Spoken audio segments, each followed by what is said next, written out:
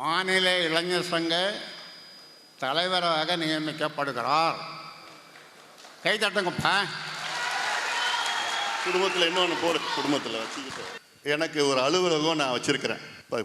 ஒரு புதுசாக ஒன்று ஆரம்பிச்சிருக்கிறேன்.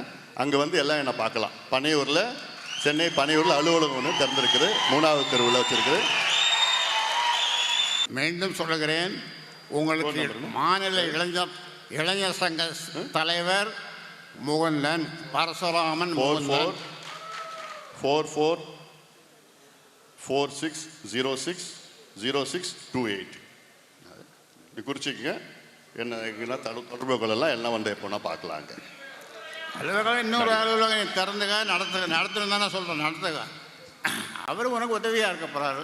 முகுந்தன் உனக்கு உதவியாக இருக்க போகிறாரு. அதனால் இதை யாரும் மாற்ற முடியாது. உனக்கு விருப்பம் இல்லைன்னா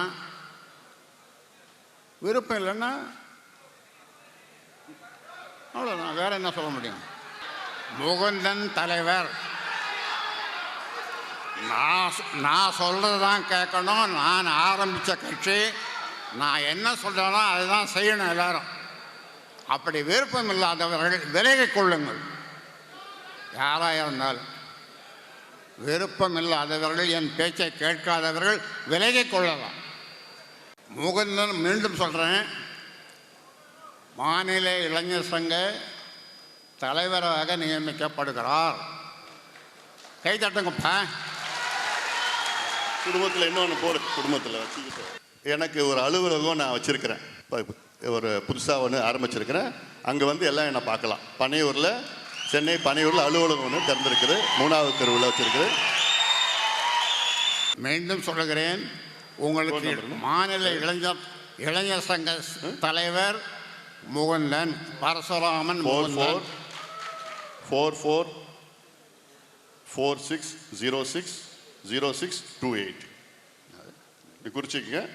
என்ன தொடர்புகளெல்லாம் எல்லாம் வந்து எப்போனா பார்க்கலாங்க. அலுவலகம் இன்னொரு அலுவலகம் திறந்துக நடத்தணும் தானே சொல்கிறேன். நடத்துக. அவர் உனக்கு உதவியாக இருக்க போகிறாரு. முகுந்தன் உனக்கு உதவியாக இருக்க போகிறாரு. அதனால் இதை யாரும் மாற்ற முடியாது. உனக்கு விருப்பம் இல்லைன்னா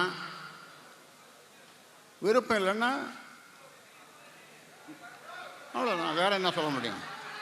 முகுந்தன் தலைவர். நான் சொல்கிறது தான் கேட்கணும். நான் ஆரம்பித்த கட்சி. நான் என்ன சொல்கிறேனோ அதுதான் செய்யணும் எல்லாரும். அப்படி விருப்பம் இல்லாதவர்கள் விலகிக் கொள்ளுங்கள். யாராக இருந்தாலும் விருப்பம் இல்லாதவர்கள், என் பேச்சை கேட்காதவர்கள் விலகிக் கொள்ளலாம். முகுந்தன் மீண்டும் சொல்கிறேன், உடனுக்குடன் செய்திகளை தெரிந்து கொள்ள சன் நியூஸ் பெல் ஐகானை கிளிக் பண்ணுங்க.